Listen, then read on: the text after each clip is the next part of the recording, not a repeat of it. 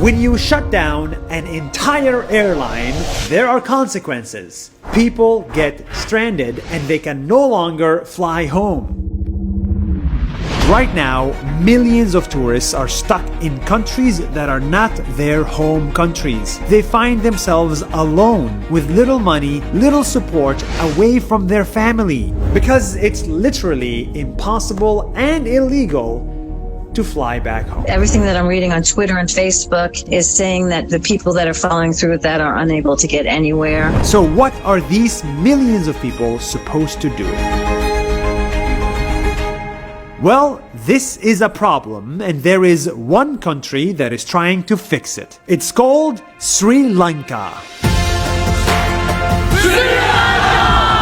In a small town in Sri Lanka called Ella, 14 tourists got stuck with no money or home. They couldn't fly back, and they couldn't afford a hotel. And that's where Sri Lanka hospitality really shined.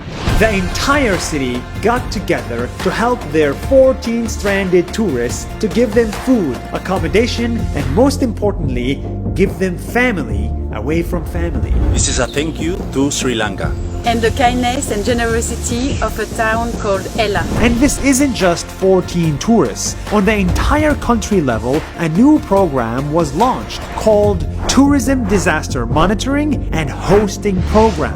This is meant to support every stranded tourist in the country. If you are a foreigner stuck in Sri Lanka, they will host you, give you a home, give you food and support to survive the lockdown without going bankrupt.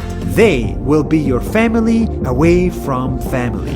More people need to be aware of these programs because, you see, Sri Lanka is actually not a rich country, it's a developing one. And the truth is, 12.5% of their economy is built on tourism. Tourism used to be the lifeline of the country, and now tourism is dead and the economy is suffering. But even when tourism went down to zero, Sri Lanka continued to treat tourists with dignity and respect. During good times, they love tourists. During bad times, they help tourists. Right now, in many other countries, tourists cannot fly home all around the world, and many of them may not be able to afford a hotel in a lockdown. They too need to be taken care of. Let's hope that tourism comes back to life, and when it does, maybe in 1 year or 2 years, us tourists should finally pay back Sri Lanka for these acts of kindness. We should visit their country, stay in local hotels, and help